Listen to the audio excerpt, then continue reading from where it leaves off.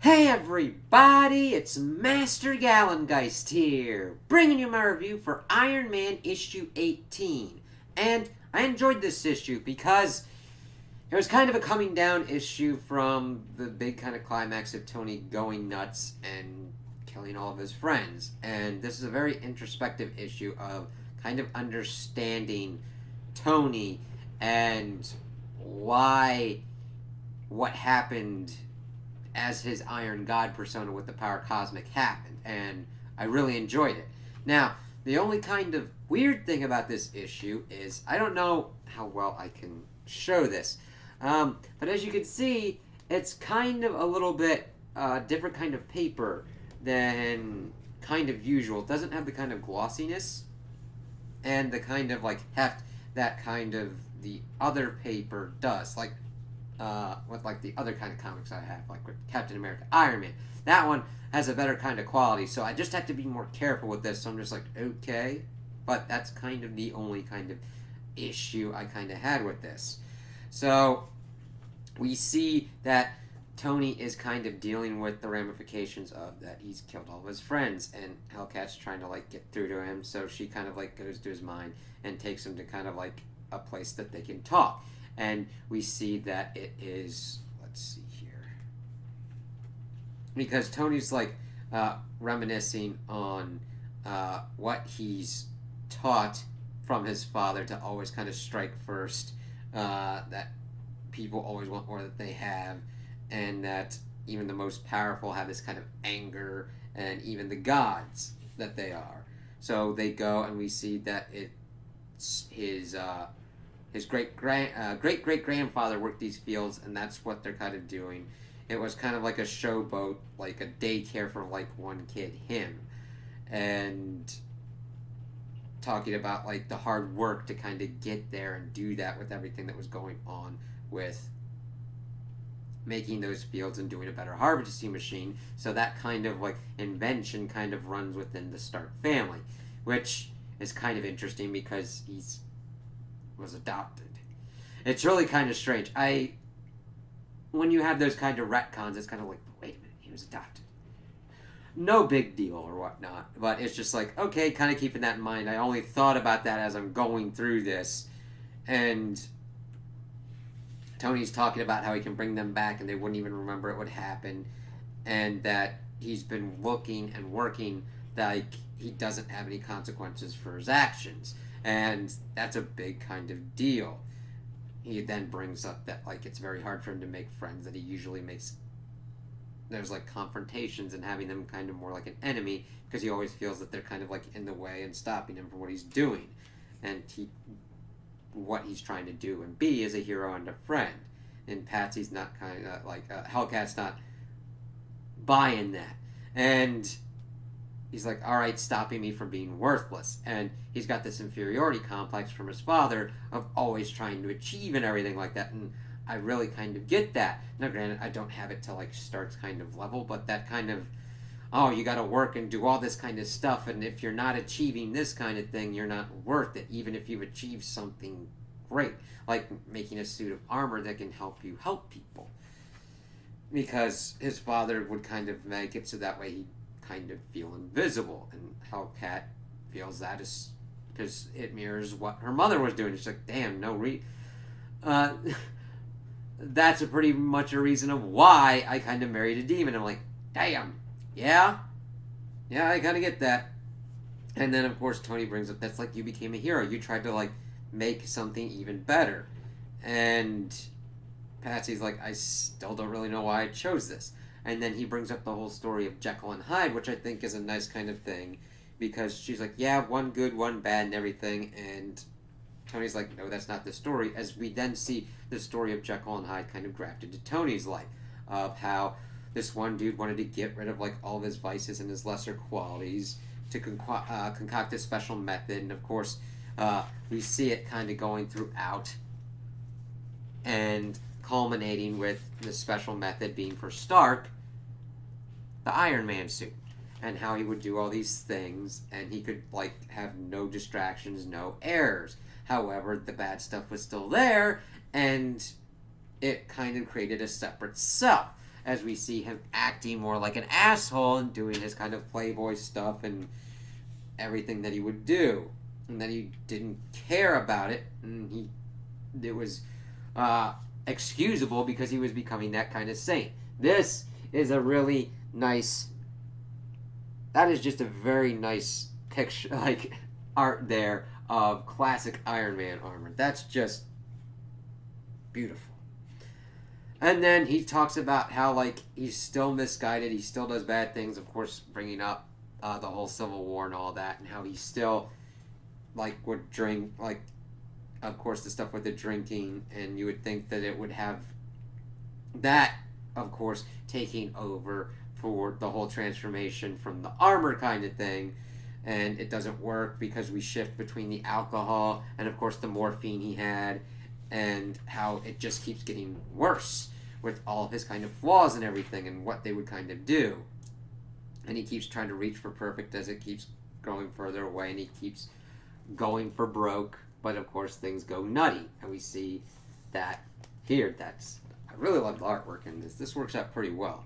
So he decides to just say that he's stuck, and she brings up to bring them back, but have them remember so that you won't forget either, which I think is an interesting kind of thing. It's fucking traumatizing to be killed and then brought back, and you would think, hey, it would be better for you to not remember that. However, I do like that Hellcat brings up that, like, have them remember so that way they can hold you accountable and you don't forget either.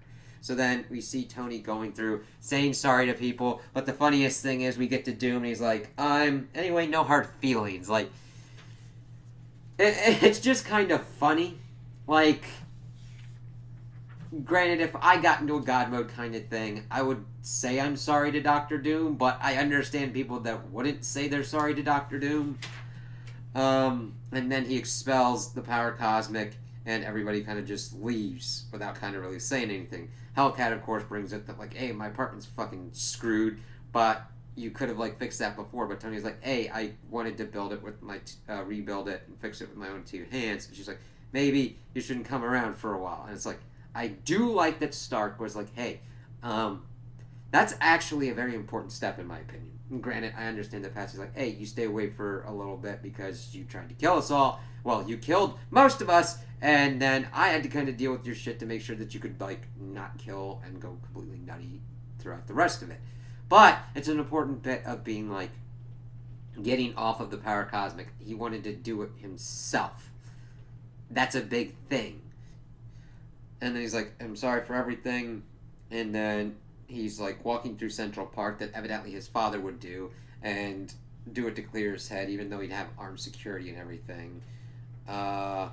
That there's always something we need to, like, suit up with: money, iron, power, and that he's kind of tired of it. And then he gets robbed by somebody, and he doesn't even fight back or anything. It doesn't even enter his mind. He just gives him the wallet before morphine withdrawal starts coming back and fucking with them. And he's like, it's easier for me to make enemies than it is friends. And you can kind of see it with Tony's personality. As then we get a cosmic-powered Korvac popping up and just gloating over his ass that he, like, decimated his captors, the Living Tribunal and the In-Betweener, and he's just going to bring universal harmony with a universal annihilation, and that he has chosen Stark to be the first death for that on the Grand Pyre of Quietus. And I'm like, God, hopefully we can, like, get the same kind of lesson through to Korvac that Tony's just gone through. And then we see that, like, Korvac, after his fucking grandstanding shit's like, Stark, you kind of alright? It's kind of hilarious, but more funny, but kind of disquieting as well, as, like, this monologuing villain is like, wait a minute, are you kind of okay? It kind of is a little bit of a breakthrough moment as we see that Tony's talking about how he's his own worst enemy, and that's right. That's one of the kind of, like, great things I've liked about this one, because it's definitely an interesting examination of why Tony wants to be a hero, what kind of drives him as a person, and what happens when you have certain limitations on him, and what happens when you take those limitations off, like with the power cosmic. Now we'll have to see what's going to kind of happen here, because technically Korvac could just Thundershard him out of existence and nothing could be done about it. Nobody would know about it until it was too late, and then it's like, ah shit, we just traded one kind of crazy well, yeah, Stark was going kind of crazy ass, but he wasn't bent on complete and utter total, like, universal annihilation. Whereas this, if Korvac decided to act smart, he could just wipe out all of existence, nobody would know, and nobody would be able to fight back about it, and it would just be like, shit. However, I don't think that that is what Korvac would do, because Tony beat him, and the rest of the cosmic entities in charge of the cosmos were like, fuck off, dude, and Stark beat him. I don't think he's got the hubris to kind of let that go. He needs Stark to know that he has beat him and his way is better, even though he's...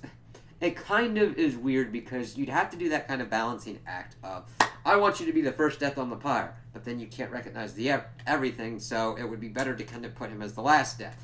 But now he's like going through morphine withdrawal and fucking freaking like out and everything, so it's like, does he help him? How much does he help him? Does he take it completely away and then pretty much chain him up and go, ha ha ha ha, mustache, mustache, villain twirl, villain twirl? Or what does he do? Does he let him kind of do his shit and try and get straight or whatnot? Do you, like, click away that problem or not? That is always the kind of problem that gets into that kind of effect of when you have that kind of level of power. How you try and solve a problem. If you do things with just a click and get rid of a certain problem for somebody, what does that do and what does that teach them? Do they try and do better? Or do they then take it for granted and think of you as kind of a god slave, i.e., I tell you to do something, I am the god, and I control your power? Because some shit kind of goes down like that. So that is, I really do like how this has been exploring that kind of stuff with this power cosmic and what it kind of means to hold that power and what that can do to a person. And also the kind of flip side of how you fight a motherfucker that, like, gets onto that kind of level and becomes like, I'm a dickhead, I'm gonna do my shit, and then it's like, fuck. Because it's great because they were able to at least pace it out of, like, Tony's like, alright, I'm gonna help out by giving everybody my level of intelligence. Oh, that shouldn't be good. And I love that little hit that is like, reads like, I think I got dumber.